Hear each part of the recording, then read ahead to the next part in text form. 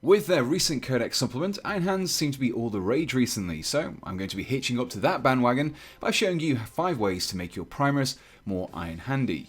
Iron Handsy. Iron Hand-like. Number 1. Rivets. Maybe the Inceptors stole all their welding mass, or maybe it's just because Iron Hands are the steampunk cosplayers of the Adeptus Astartes, but either way, the Sons of Manus just love to fasten everything together with rivets. Therefore, adding these to your models is a good place to start. The easiest way to achieve this is to get yourselves some plastic rod and trim them down with a sharp knife to create some small round discs that you can stick to your miniatures. A better way of doing this, however, is to use a purpose-built rivet mold like this one from Green Stuff World. Simply choose your rivet from the 4 available, take some putty, I'm using Super Sculpey here, and press it into the molds before removing the excess. Allow your putty to cure if you're using something like green stuff or resin, or if you're using a polymer clay like me, bake it in the oven at 130 degrees for 15 minutes. Once hardened, pop those rivets out like they're aspirin after a heavy night, and carefully glue them into place on your miniature with a small dab of super glue. Creating a mixture of different sizes and shapes of rivets will result in a much more interesting appearance too. Number 2. Bionics. No self-respecting Iron Hand is complete without, well, their Iron Hands, so let's create some bionics. Take your chosen Space Marine's arm and make 2 cuts, one at the top of the forearm just below the elbow, and then one at the hand just above the wrist cuff. With the 2 cuts made, you should be left with a separate hand, forearm and upper arm. Next, clean up the joint of the wrist and upper arm with a file or knife before taking a pin vise with a 1mm bit and drilling a hole into the center of each freshly cleaned surface. Superglue a length of 1mm wire into the wrist upper arm hole and bring in your disembodied forearm. Use it as a guide of where to cut the wire, but make sure you leave a couple of extra millimeters as this will be slotted into the hand hole and fixed into place with a little more superglue. And there we have it, a perfectly good bionic arm to strike fear into your... No, I'm just kidding. We still need to bulk it out a bit, so reach for your plastic rods once again and cut them down to lengths that will fit between the wrist and the elbow. Use a mixture of different thicknesses here to create some more interesting bionics and superglue them all into place. Number 3. Weapon swaps.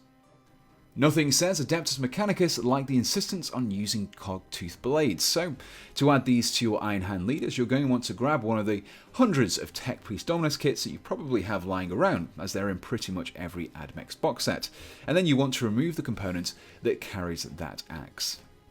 From here you want to make 2 cuts, one at the indentation just above the hand and another at the indentation just above where the padded part of the axe begins. I've also cut the top spike and one of the aerials emanating from the top here, but this is personal preference. Then you'll need to take your Space Marine hand carrying a power sword or similar weapon and make cuts just above and below their hands. Using that pin vise once again, drill a hole straight through your Space Marine's hand, lining it up along the center of the handle held in the palm, before drilling 2 more holes in the ends of each half of the axe. Thread a length of 1mm wire through the hand and fix it in place with a bit of superglue before attaching both ends of the axe with yet more glue. By pinning these components in place, we make the bond much stronger and less likely to break apart. You can also raid your Dominus sprue for a few more components too. The servo skull and the weaponry are particularly useful for sprucing up your Iron Hand characters. Number 4. Pipes. The Iron Hands feature more pipes in the designated smoking area of a bar specializing in craft ales, which is great because they're super simple to create. Like before, you have a few choices here too. You can make use of some plastic rods once again and warm them up with a hairdryer or some hot water to make them nice and pliable. Whilst they're still warm, bend them to the desired shape before gluing them into place. Thinner rods will give much more flexibility here, but will appear more like cabling than pipes, so the choice is yours. Number 5. Head swaps.